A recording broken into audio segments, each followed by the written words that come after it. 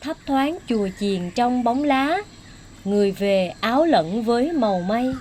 Tôi nhớ Sóc Trăng chiều chuyển gió, chiếc xuồng con bơi giữa bờ cây. Tu hành được xem là một việc có thể thực hiện được trong mọi hoàn cảnh, thời gian và không gian. Quê hương của ai cũng là chùm khế ngọt. Và nắng nót từng con chữ đầu tiên là ký ức đẹp nhất mà sẽ đi theo suốt cuộc đời của mỗi chúng ta. Trên vai và mắt của tượng Phật này được đính kim cương. Có khô cá điêu hồng không chị? Có cá điêu hồng không? Monster kill. Về đại tâm thăm người bạn Khmer. Sóc Trăng không chỉ được biết đến là một vùng đất của những địa điểm du lịch nổi tiếng, những ngôi chùa Khmer độc đáo làm say đắm lòng người. Ngoài ra, Sóc Trăng là nơi giao thoa hội tụ văn hóa của đồng bào dân tộc Kinh, Hoa và Khmer Cham. Sóc Trăng được thiên nhiên ưu đãi ban tặng cho nhiều thắng cảnh đẹp và nổi tiếng là các món ăn ngon. Ấn tượng đầu tiên khi vào chùa chính là cổng tam quan với 3 ngôi tòa tháp được chạm khắc hoa văn và màu sắc rực rỡ theo phong cách truyền thống Angkor Campuchia. Và trong 3 ngọn tháp, nổi bật nhất là tòa tháp ở giữa vì bên trong có lồng kính và tôn trí một pho tượng Phật ngồi uy nghi. Chung quanh chùa là tường rào trang trí hình tượng tiên nữ Apsara đang múa, tượng trưng cho hòa bình và thịnh vượng. Trên thành cổng có dòng chữ Khmer và chữ quốc ngữ chùa Salon, phiên dịch là chùa Chén Kiểu. Dọc lối vào chùa là 2 tượng thần cây no. Đây là những bức tượng có khuôn mặt tiên nữ Apsara, tượng trưng cho sắc đẹp vĩnh hằng, và thân hình chim thần Garuda, tượng trưng cho sức mạnh. Khuôn viên chùa Chén Kiểu rất rộng và nhiều cây xanh thoáng mát, tạo cho du khách cảm giác thật thoải mái.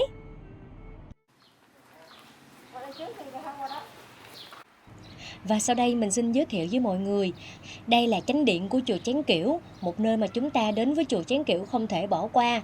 Và sau đây mọi người hãy cùng mình vào bên trong để xem bên trong chánh điện có những gì nhé. Trong số tất cả các ngôi chùa thuộc hệ thống chùa Khmer Nam Bộ được xây dựng tại Sóc Trăng thì chùa Chén Kiểu có tuổi đời trẻ nhất. Chùa Chén Kiểu được khởi công xây dựng vào năm 1815 tại địa phận xã Đại Tâm, huyện Mỹ Xuyên, cách trung tâm thành phố Sóc Trăng khoảng 12 km về hướng Bạc Liêu. Ban đầu xây dựng, chùa dùng các vật liệu như là lá cây, gỗ và đất và đá là chính. Trong thời kỳ chiến tranh, không may ngôi chánh điện và một số hạng mục khác bị sập do bom đạn tàn phá. Vào năm 1969, các sư trong chùa vận động bà con Phật tử quyên góp công sức để xây dựng lại ngôi chùa.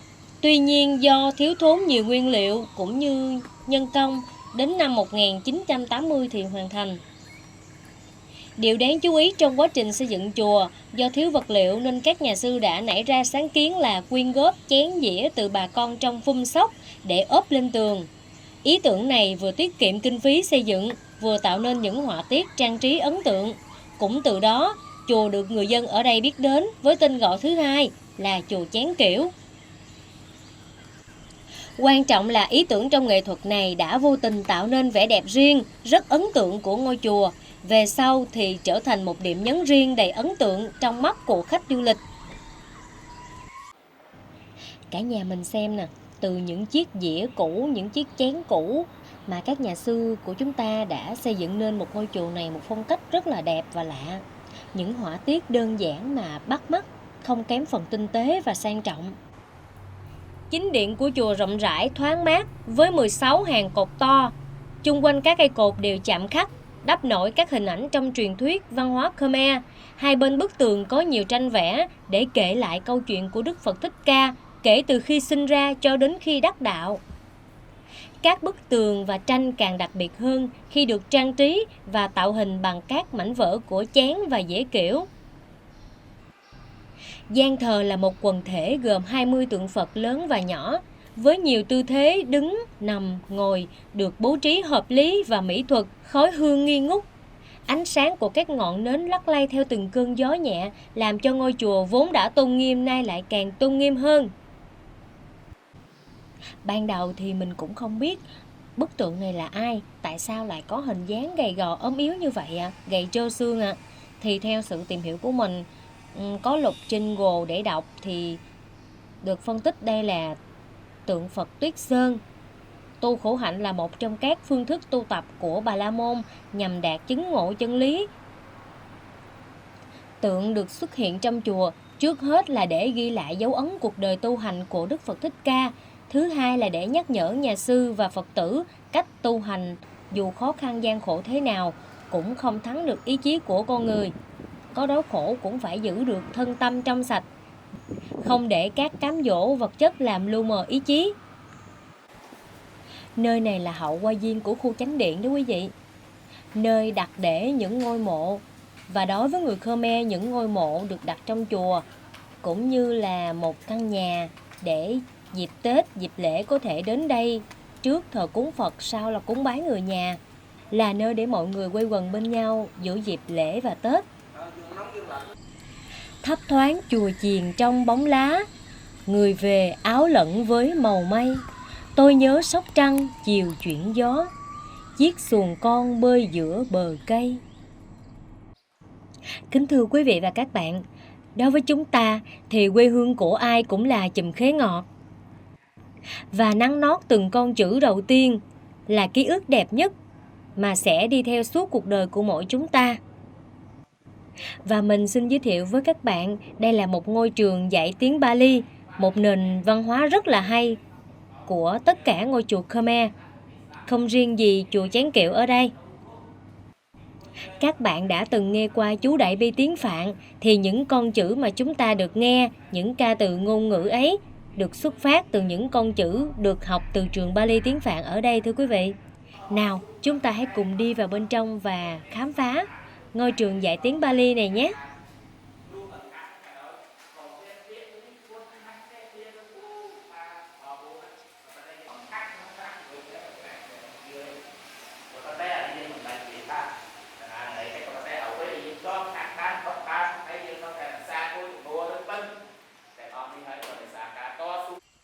Nào chúng ta hãy cùng đi lên tầng lầu bên trên và tham quan khám phá ngôi trường dạy tiếng Pali này nhé. Quả là một nét đẹp cổ kính độc đáo và đặc biệt riêng chỉ ở đây mới có thưa quý vị. Những chiếc bậc thang của chúng ta đang đi là ốp bằng những chiếc dĩa và chén kiểu, những mảnh vỡ được ghép lại với nhau. Và tay vịn cầu thang cũng vậy. Tay vịn của cầu thang là những chiếc chén còn rất là nguyên vẹn, được ốp lại với nhau, thiết kế thành tay vịn của cầu thang để có thể đi lên bên trên. Thật là tinh tế. À, mà tính ra những chén dĩa ở đây còn được gọi là đồ cổ đấy chứ. Quá sang trọng luôn quý vị ơi. Đúng là một kiến trúc thật là độc đáo, có một không hai mà bây giờ chúng ta đã tận mắt thấy được. Quả là một điều may mắn và kỳ diệu thưa quý vị.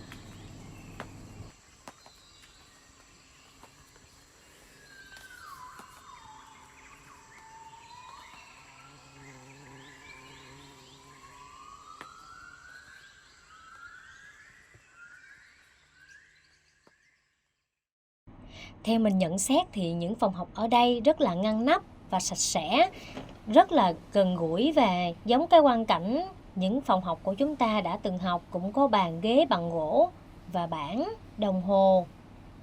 Và đây có lẽ là bản ghi nhớ 5 điều Bác Hồ dạy mà chúng ta đã từng thấy. Thay vì tiếng Việt thì đây là tiếng Phạn hoặc tiếng Khmer.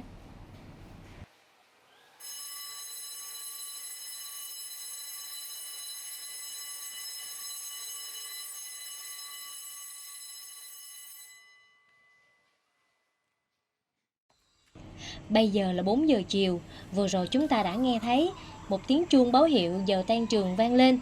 Thì các sư đã học xong và ra về. Bây giờ thì các sư có lẽ sẽ trở về những gian phòng của mình và tiếp tục quá trình tu học.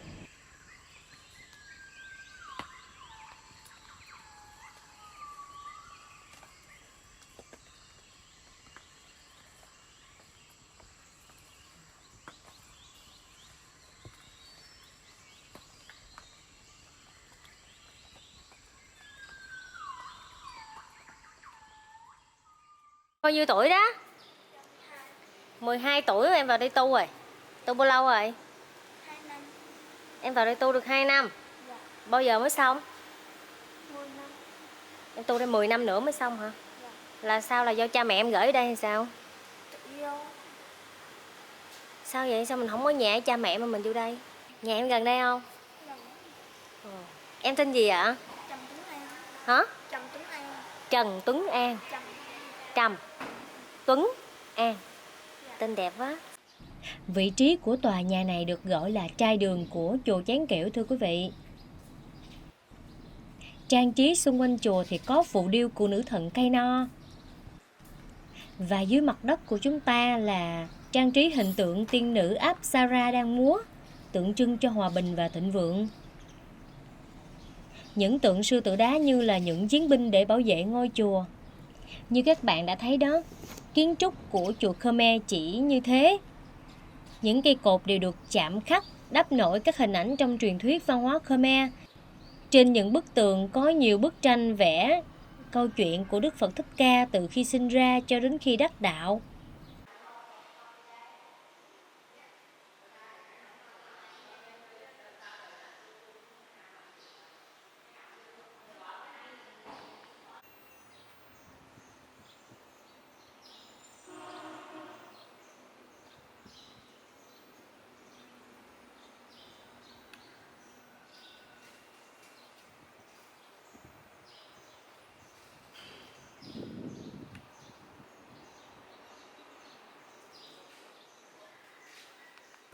Quay qua đây chào khán giả của YouTuber. Chào khán.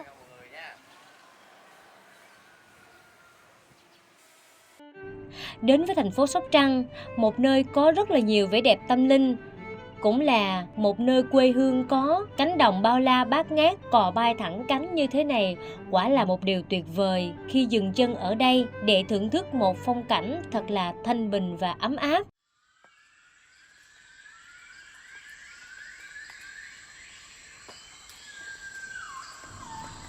Tượng Phật nằm hay còn được gọi là tượng Phật Thích Ca Mâu Ni nhập Niết Bàn. Đây chính là các tác phẩm tiêu biểu tượng trưng của Phật giáo. Ý nghĩa của tượng Phật nằm trong Phật giáo như thế này. Tu hành được xem là một việc có thể thực hiện được trong mọi hoàn cảnh, thời gian và không gian, dù đang ăn, ngủ, làm việc hay nghỉ ngơi, thậm chí khi chìm vào giấc ngủ thì cũng có thể tu hành. Trong Phật giáo, giấc ngủ rất quan trọng. Biết tu tâm, tâm thanh tịnh, từ bi thì mới dễ chìm vào giấc ngủ thảnh thơi và thoải mái. Vậy nên, tượng Phật Thích Ca Mâu Ni nhập Niết Bàn trong Phật giáo chính là sự thể hiện sự thông dong, vô tư và thoải mái, thân thể khỏe mạnh, tâm hồn thanh tịnh của người đạt được chân tu. Tâm thanh tịnh đã giác ngộ chân lý, có thể bỏ lại thân xác nơi trần tục mà hồn đã đi vào cõi thiên. Đến với khuôn viên của sân chùa, chúng ta có thể dễ dàng bắt gặp được những bức tượng Phật, ngồi, nằm và đứng các kiểu. Tạo hình và tạo dáng của các bức tượng Phật khác nhau nhưng đều mang một ý nghĩa tâm linh giống nhau. Vị trí này của ngôi chùa được gọi là Kim Quan Tháp và nơi này được rắn thần Nara bảo vệ. Trong truyền thuyết Phật giáo, rắn thần Nara mang nhiều ý nghĩa sâu sắc.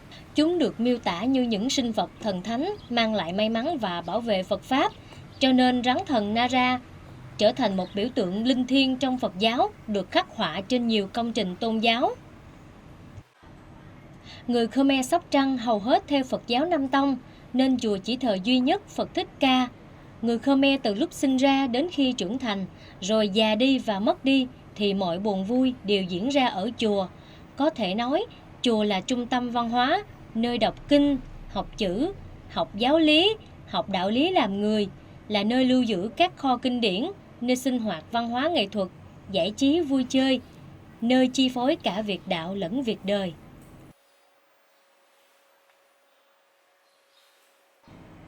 Và sau đây mình xin giới thiệu đến các bạn tòa Kim Quan Tháp này. Điểm đặc biệt là nơi lưu giữ hai tháp cốt của hai vị sư cả đã có công gầy dựng và phát triển Phật giáo Nam Tông của ngôi chùa này. Đây mình giới thiệu cho các bạn thấy, vẫn còn hiện vật là hai quan tài cùng với chân dung của các vị sư. Các vị đã có công lao to lớn gầy dựng và phát triển xây dựng chùa qua nhiều đời, để lại cho chúng ta nhiều thế hệ. Nhân vật và hiện vật còn đây, hầu hết các Phật tử đến đây, ai cũng đều tôn kính và thắp những nén hương bày tỏ lòng biết ơn đến các vị trụ trì. Và những bí ẩn tâm linh nơi đây được mọi người dân truyền lại là cầu gì được nấy.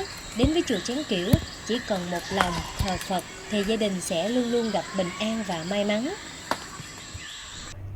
Nhà Sa La chùa là nơi cúng kiến của sư sãi Phật tử. Hiện có hơn 100 tượng Phật lớn nhỏ làm bằng nhiều chất liệu khác nhau được đặt trong các tủ bảo quản của chùa. Riêng tại bệ thờ có 15 tượng Phật Thích Ca, trong đó có một tượng Phật được làm bằng chất liệu bạc, có chiều cao khoảng 1,2 m, rộng 60 cm, nặng 150 kg. Trên vai và mắt của tượng Phật này được đính kim cương. Đây để mình quay cận cảnh cho quý vị và các bạn thấy. Đây là những chiếc tủ gỗ trưng bày cổ vật của chùa Chén Kiểu này. Đó là những bức tượng Phật Thích Ca được làm từ đủ chất liệu bằng đồng, bằng bạc và bằng gỗ. Đã gọi là cổ vật thì vô cùng giá trị thưa quý vị. Có trên dưới hơn 100 bức tượng Phật như thế này. Bên cạnh nét kiến trúc và cách trang trí mới lạ, ngôi chùa còn hấp dẫn du khách bởi một bộ sưu tập đồ gỗ gia đình hiếm có, được chạm và khắc rất công phu. Năm 1948, nhà chùa mua lại số đồ này với giá bằng 2.000 dạ lúa trong phần gia sản của công tử Bạc Liêu.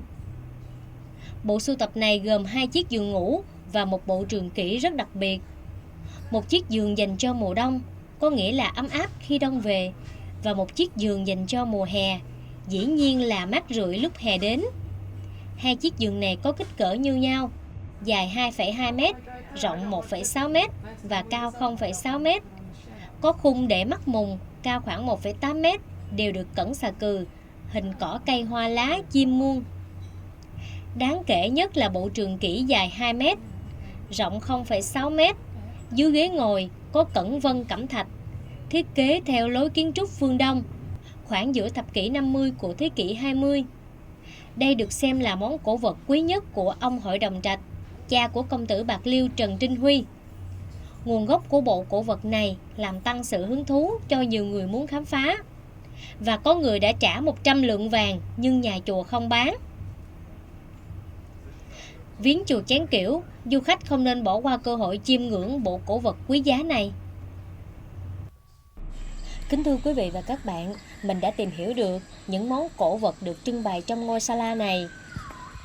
Những chiếc bàn, chiếc ghế trong chùa được điêu khắc rất là tinh xảo. Những gốc cây này được đào lên tại trong khuôn viên của chùa, và các sư dùng phần trên để làm gai ngo, phần rễ để tạc tượng, điêu khắc gỗ, trở thành những chiếc bàn, chiếc ghế như hiện nay. Như một bộ bàn ghế ở đây là hiện vật của 12 con giáp.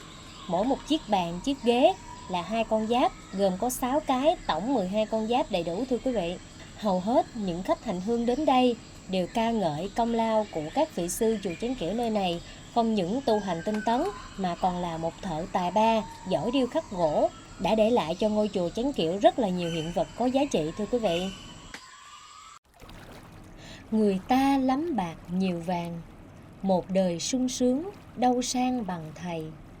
Người ta đi khắp đó đây, còn thầy vun đắp hàng ngày vườn xuân. Tóc mây điểm bạc bao lần, vương tình bụi phấn như mây trắng trời. Hiến dân trao cả một đời, biết bao thế hệ lớp người trải qua. Nghĩa tình sâu nặng mặn mà, dạy từng con chữ để ta thành người. Tàu thuyền tấp nập ra khơi, chuyến đò tri thức muôn đời khắc ghi.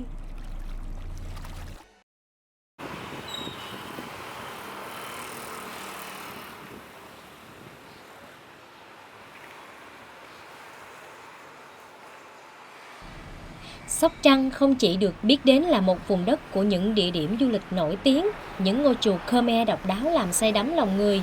Ngoài ra, Sóc Trăng là nơi giao thoa hội tụ văn hóa của đồng bào dân tộc Kinh, Hoa và Khmer Cham. Sóc Trăng được thiên nhiên ưu đãi ban tặng cho nhiều thắng cảnh đẹp và nổi tiếng là các món ăn ngon. Và đặc sản của Sóc Trăng được nổi tiếng như những món ngon như bún nước lèo, bánh bía, khô cá đồng các loại và rau dưa chua, được trồng từ địa phương của xã Đại Tâm. Và sau đây, Hoa xin mời cả nhà mình hãy cùng ghé thăm chợ đặc sản của chùa Chén Kiệu nhé. Nơi đây được gọi là điểm du lịch văn hóa tâm linh của chùa Chén Kiệu. Vậy hả? Wow, ở đây quá trời nhiều khô luôn. Nhiều loại quá ha.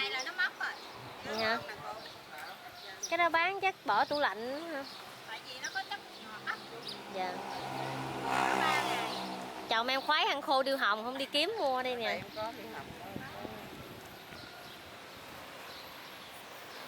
này nó ngon.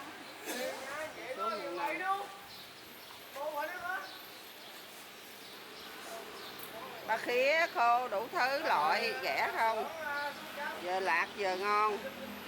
Sữa thì ký 120. Sữa tôm là sữa thật của ký 120. 3 ký 100. Trời ơi. Tỷ Đá đuôi hồng thì nó mặn.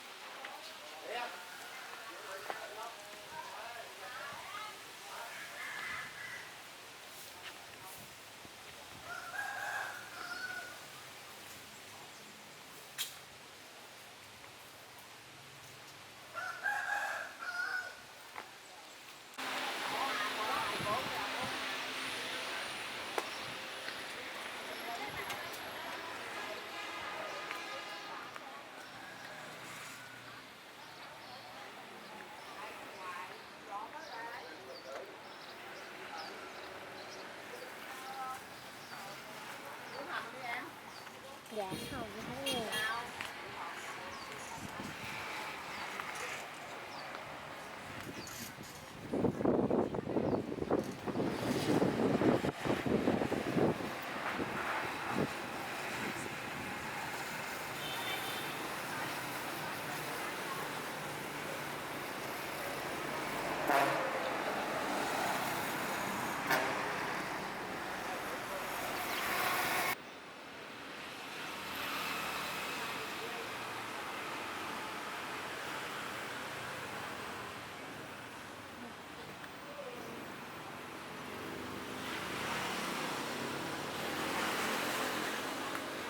Hành trình tham quan và khám phá điểm du lịch tâm linh chùa Chén Kiệu của kênh Đây Đó Cần Thơ đến đây xin được khép lại.